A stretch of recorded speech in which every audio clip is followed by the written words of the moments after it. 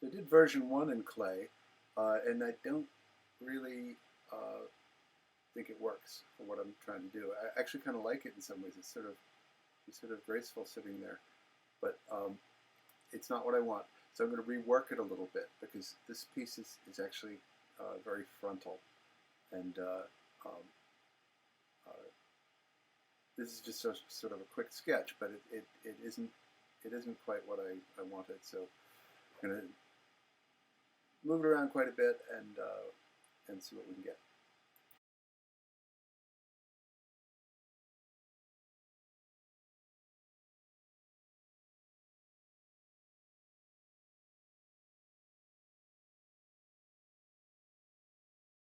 This piece isn't going to work for the sculpture I have in mind. I'm not too horrified. I want this piece to be a surface on basically on one side of rough stone. It's really a relief. It's high relief rather than sculpture in the round. Um, the piece, as I initially did it, is much more suitable for a sculpture in the round. Um, and it's really just a sketch. There's a lot of little things wrong with it.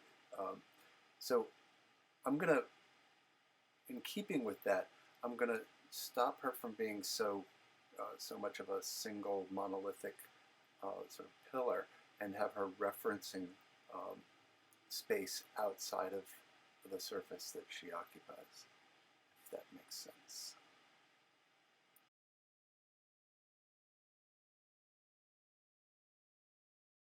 So I'm going to rework this quite a bit, um, uh, make it more frontal and sort of adjust some things. And if it still doesn't work, that's the miracle of clay. You just put it back in the bucket and try again. So the previous version was very self-contained volume, uh, and this is not intended to be that kind of a sculpture. It's very frontal. It's really more relief than sculpture, and what I'm going to do here is remove her arm from her side and sort of covering herself, and have her reaching outside of the volume that's actually depicted.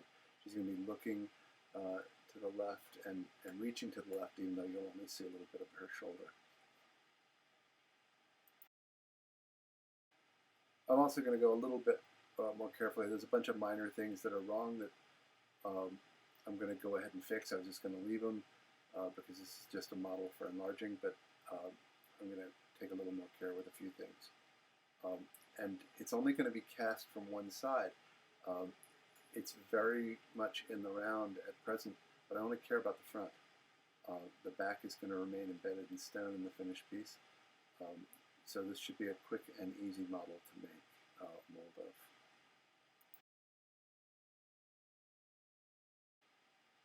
So the way you make these molds, it's only one-sided. So I'm going to make a sort of a clay dam around her. And that clay dam kind of represents where what will be left solid stone in the finished piece.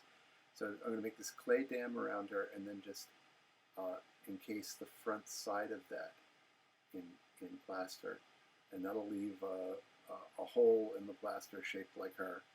And then when I actually fill it with plaster, I'll have to put some dams around it to hold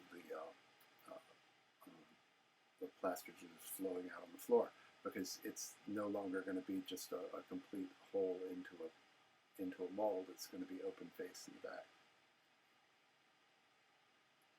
You'll see in a minute how that goes.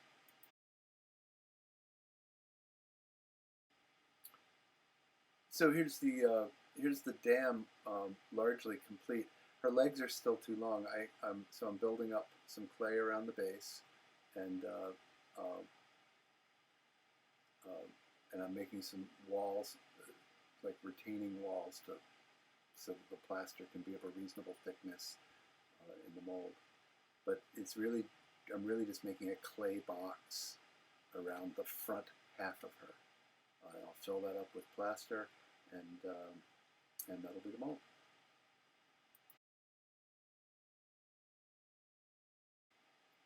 So there's the finished clay walls. Now I'm going to tint some plaster of Paris. There it is. I've applied the first coat. It's been tinted gray, so it's a little confusing. It looks the same color as the clay. I just tinted it so that the thin first layer of plaster wouldn't be the same color as the plaster that I'm going to pour into it. Makes it easier to get the waste mold off. Now here's a second layer that's untinted. It's just white, plain white plaster going in here. So when I break it off, I don't have to be too careful with the white part, but when gray starts to show up, I'll have to be a little more careful. It's still really wet, so I'm just splashing the plaster in there, and then as it gets firmer, I'll build it up by hand. It's been like a half an hour or an hour. It's fully dry now, so I've just laid it down. I'm ripping all the clay out of it. It's a little confusing because the the inside of the mold is the same color as the clay. Gray is a weird color. I just happen to have some gray chalk dust around for chalk line that was black, so it turned this gray. Normally you'd use blue or yellow or something that shows up differently from the clay. So I'm going to speed through a lot of this. You can see what I'm doing. Doesn't need so much explanation. I'm just sort of leveling it up with the scraps of the model that I pulled out of there, making some walls, clay walls to put around it, and then I'm just going to mix up a couple of bowls of plaster and pour in there. That's all there is to it. This part goes really fast. This whole process, going from the clay model to making the mold to filling the mold, this is like just 2 or 3 hours or so. It's not an enormous job. Took me much longer to make the model than it did to make the mold of it. Chipping the plaster off takes a little while. The waste mold, you got to be a little bit careful. So take me a couple hours, but we'll see that in a minute. But the actual making, this part goes really fast. This sort of casual way, I'm just sticking the plaster on to make these walls. It works for something little like this. If you're doing something bigger, it doesn't work so well because the weight of the plaster will actually push it away, and you'll end up with leaks and plaster running all over the table. But here it's it's only going to be an inch deep. There won't be a lot of pressure built up from the volume of plaster in there. If you do this enough times, eventually you will forget to put mold release on it, and it's so frustrating because you might as well just toss it. It turns into one solid block of plaster, and there's no way you're going to fix it. And everybody's, I think, has probably done that exactly once. I actually saw some kids at the art school. A guy was casting his friend's hand and did one side and it was fine. Had the person's hand nicely greased up with Vaseline. Then poured the plaster for the other side. Started to get hard, started to get hot, and then they realized they hadn't put mold separator between the joints in the plaster, and it started to get hot, and they ready to pop it open, and it wouldn't pop open. So the guy was like jumping around the room, smashing his hand on the table, and finally, I think a couple of guys grabbed him and held him still while they broke it off with a hammer. But his hand was like lobster red. He didn't quite get burned, but in another 2 minutes, he would have gotten burned. It gets pretty warm on the outside, but inside, where it's not evaporating and cooling, the plaster gets hot. It would definitely scald you.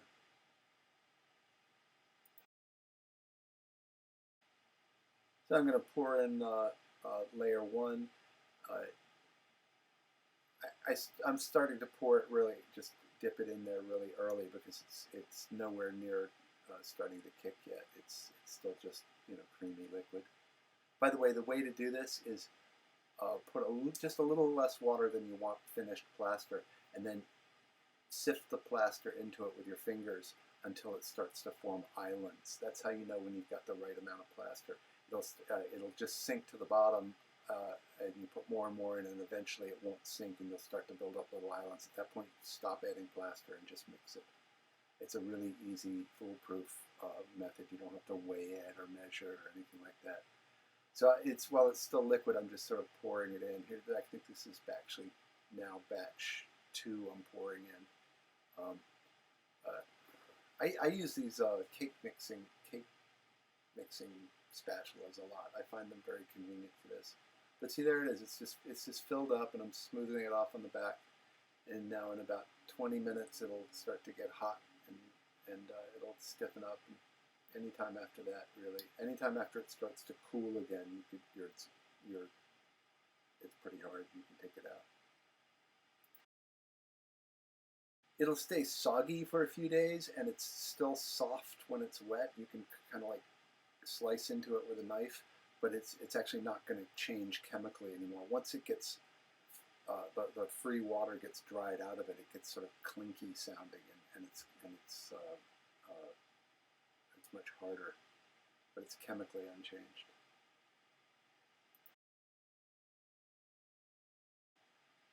This is a little later. It's now fully dry, so I'm going to start taking this this waste mold off. Kind of the ideal tool for this is actually flathead screwdrivers. I don't know why chisels don't really quite do it, but you can see I'm easily breaking off the white plaster from the underlying sort of first coat of gray. If you remember, the first coat of the mold was gray. Once I hit the gray, then I got to be really careful because the chisel will go right through into the finished model. It's not a disaster to have a chisel or screwdriver pokes into it because you can fill them up, but it's not good. You want to be pretty careful. If I wasn't in a hurry, I'd let all this get a little drier before I did this. But it's kind of fun to take it out. It's a little bit like sort of peeling sunburn or something, and it's really fun to watch in high speed. It's quite a bit more tedious than this in real time.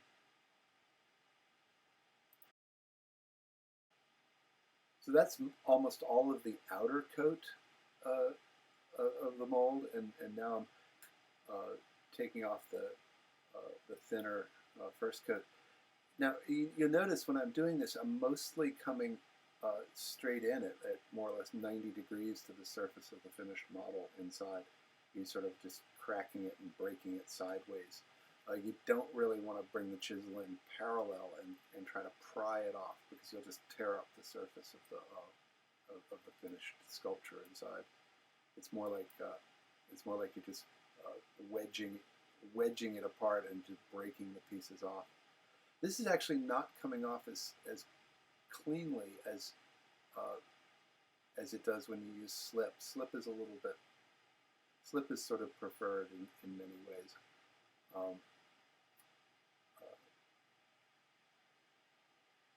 But you can see it is coming off. I've made a couple little minor dings, but not too much. It's looking pretty good.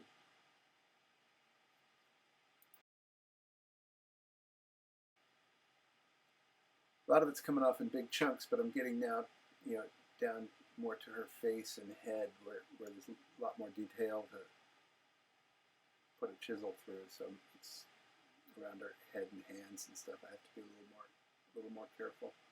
But you can see it's popping off in big pieces. Now I'm going slow around her face. I don't want to break her nose off or anything like that. There it goes. It's looking good. It's coming out. Plaster makes fantastically accurate molds, by the way. If you put it on your skin, every pore, every hair will show up. It'll reproduce your fingerprints in the clay. It really reproduces detail to a microscopic level. It's fairly dimensionally stable, this plaster of Paris. Like for sculptors' purposes, it's perfect. They do make, for engineering purposes, they make special plasters that are even more dimensionally stable. That is, the model isn't the mold is overall won't change size. almost at all, even by the fraction of a degree. This stuff is a tiny bit less dimensionally stable, but to a meaningless level for a sculptor. It's really a miracle medium. The only problem is, making reusable plaster molds is not not a trivial skill. This is just brutally dumb the way we're doing this here. But you can actually make this mold in many pieces and use it to make multiple copies. But that's a bit of an art form in itself. It's mostly done by ceramicists, not by sculptors. So I'm going to set her up outside in the sunlight on the hood of a car to bake dry. By the way, plaster dries. It takes weeks to dry if you just set it in a corner somewhere. But if you put a fan on it or put it out in the wind and sun, it'll dry in a day or so. So this I think took. It was almost dry in an afternoon, and I let it out there. I put it out there the whole next day, and it was bone dry, like clink when you touch it, sort of. But that's it. So now we've got a 1/2 scale model. Next time we'll mount it on the enlarging machine and blow it up. So thanks for watching, and this is getting exciting.